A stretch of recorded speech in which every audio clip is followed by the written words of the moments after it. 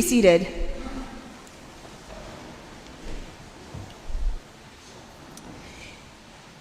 It's the little things, as the saying goes. We say it about the small pleasures, a good cup of coffee, a moment of quiet, a kind word from a stranger. But if we're honest, that saying runs against almost everything we're taught to value. Because, let's be honest, we don't live in a culture of little things. We live in a culture of bigger is better. Perpetual growth is the goal. A company hasn't really made it until it's a household name from coast to coast, an app on every phone, a chain stretching across every strip mall in the country. And we know deep down this isn't quite right. Just think of the last time you called customer service and sat on hold for 45 minutes. While a recording assured you again and again that your call was very important to them. Something in us recognizes that scale isn't the same thing as health. In fact, we already have a name for what it looks like when growth becomes the only goal, unregulated and endless. We call it cancer. A body doesn't thrive because one part of it multiplies without limit. It thrives in balance, in small, right-sized things doing their proper work. Which is why I think it matters when Jesus wants to describe the kingdom of heaven, he doesn't reach for anything big. He reaches for a pantry item. He reaches for yeast. Consider what that actually meant to the people listening. Nobody in that crowd was buying yeast in a foil packet at the grocery store. What they knew was this: you save a little piece of dough from your last batch of bread, a wild living culture of flour and water, full of organisms that nobody in that century had any concept of, and you fold a small piece of it into your new dough, and something happens. The mixture bubbles, expands, transforms. They didn't know about carbon dioxide or gluten structure. They just knew that a small, hidden thing worked into a much larger mass, made bread rise, made bread possible, made bread into something that could feed a family, a village, a celebration. It must have looked like magic. And it took time. You couldn't rush it. Really, it must have been like magic. In a very real sense, it was. This small, unseen life at work inside the ordinary stuff of survival. On its own timeline, by the way, not ours. And here's the detail worth sitting with. The amount of yeast involved is genuinely tiny. Bakers will tell you that the right amount is somewhere around 2% of the total mass of flour. 2% yeast to the flour in the recipe. Only a small fraction, barely there. And it's not just permissible to be small. It has to be. Too much yeast and you don't get better bread. You get worse bread. Gassy, unstable, tasting of yeast or alcohol. More yeast doesn't mean more kingdom. It means something has gone wrong. And Jesus says the kingdom of heaven is like yeast that a woman took and mixed into 3 measures of flour. Which, in my own mind, I'm like, 3 measures, okay, that's 3 cups, okay, I'm making a little loaf of bread for me. 3 measures of flour is 50 pounds. 50 pounds of flour. It's an enormous amount, enough to feed a crowd. And she takes this small amount and mixes it until all of it was leavened. Not most of it, all of it. That little bit of yeast permeates the whole dough. Now, it doesn't take over. It doesn't convert flour to more yeast like itself. No, it takes its surroundings and transforms it, makes it delicious, edible. The dough rises, becomes nutritious, sustaining, abundant, a vehicle for hospitality. It works precisely because it is willing to remain a hidden minority inside something much larger than itself. It's a strange insight for might, for kingdom, for anything we'd normally associate with power. It is a kingdom, just not like a kingdom we've ever seen or been to, but it's one we can experience. And that image of the kingdom mixed in, that little bit of yeast mixed into the dough, is paired in the next breath with the mustard seed. This tiny little seed, which grows into a shrub large enough where the birds of the Middle East would land on them. It's not quite a tree. Jesus was using hyperbole. For those of you who are gardeners and know, like, mustard isn't a tree. Jesus was using hyperbole, and for that prolific, fast-growing shrub, he's talking about this tiny thing. And this tiny thing transforms into something that birds will land on, and they love the seeds of the mustard seed. And this is a symbol of the kingdom. It doesn't transform into a cedar of Lebanon. It doesn't transform into a symbol of empire. It's a garden shrub, grown from something almost too small to hold between two fingers, that ends up giving shelter to its neighbors, to its surrounding life anyway. And just to underscore this point, sometimes it's helpful to hear a story from a different tradition. There's a story from Buddhism that I discovered this week that circles back to this truth, but from a different angle. A poor man visits a wealthy friend, and after a meal and a little too much wine, he falls into a deep sleep.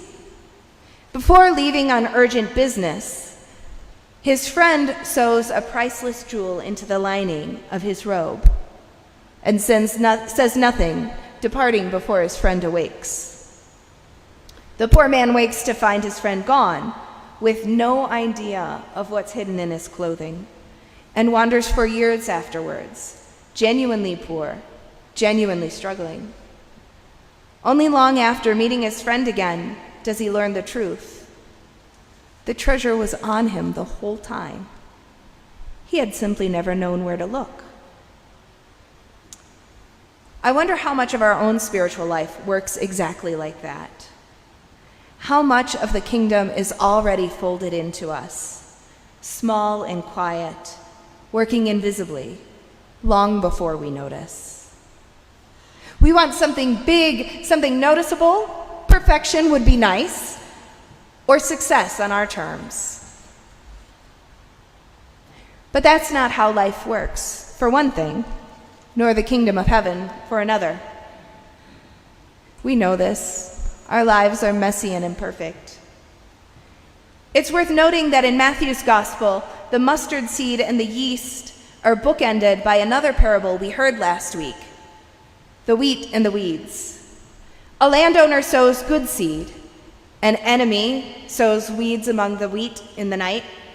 The servants want to rip the weeds out right away, and the landowner tells them to wait, to let both grow until harvest. Taken together, all three of these parables paint one picture: the world as it actually is, imperfect, tangled, and the kingdom moving through that same imperfect world, not by overpowering it, but by working through it, small and mostly invisible most of the time. It's so easy to forget and find hard to believe. More than once in Christian history, the faithful have tried to build the kingdom some other way. Total, complete, from the outset. Pure, perfect. Some of the early Puritan settlers came here, set out to explicitly build a city on a hill, An entire society reorganized around their interpretation of godliness from the ground up.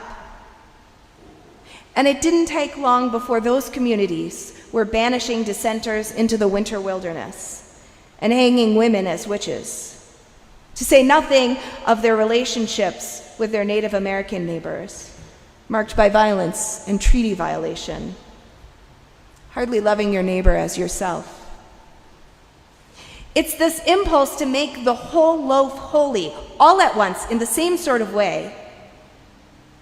It doesn't produce something purer. It produces something harsher. Because a community convinced it has already become entirely leaven, or thinks it is able to exclusively cultivate wheat, stops being able to see its own weeds. That's not only a historical problem, it's ours too. It is good and right to hunger and thirst for righteousness, to work for justice. But there's a difference between working for that and expecting the whole loaf to already be yeast. A loaf that's all yeast isn't triumph, it's inedible. The kingdom doesn't ask us to become the whole dough. It asks us to be the small, hidden thing working inside it. It bubbles up and is baked into the imperfection of our lives and of this world. And if that smallness makes the kingdom sound fragile, easy to miss, easy to doubt on a hard day, that's exactly where the Apostle Paul meets us in the second reading. Writing to the Christian community in Rome, in words that sound almost like a hymn, Paul writes, "If God is for us, who is against us? Who will separate us from the love of Christ?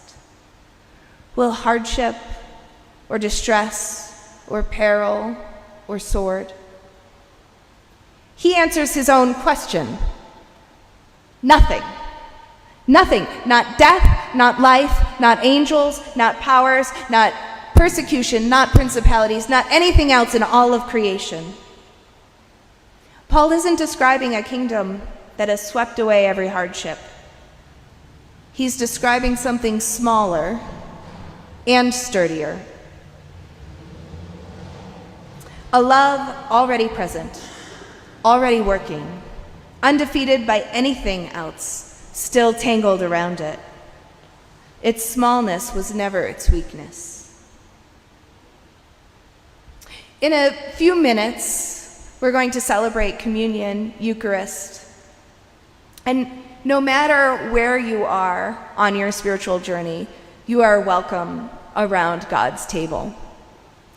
And you'll notice that this little piece of bread, well, first of all, it takes some faith to believe that it's bread. That's the first act of faith.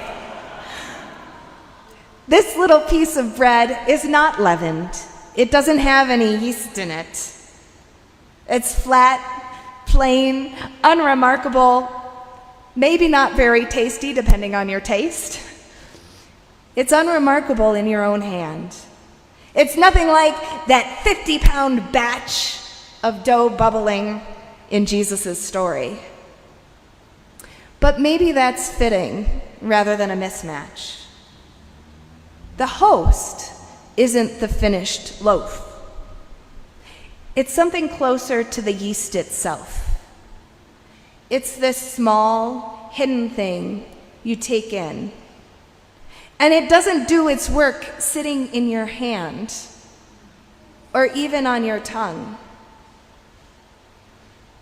But afterwards, worked into the larger dough of your body, of your week, your commute, your commitments, your life, your inbox, your dinner table, your relationships, your ordinary Tuesday. It's small. It's not asked to be the whole loaf. It's what's folded in, and it keeps working quietly on its own timeline until what's around it has, in its own time, in its own way, risen. So maybe the invitation this week isn't to go looking for something big. Maybe it's just to notice the small, hidden thing already working inside you and trust that that little bit, quietly at work, is enough to leaven the whole loaf. Amen.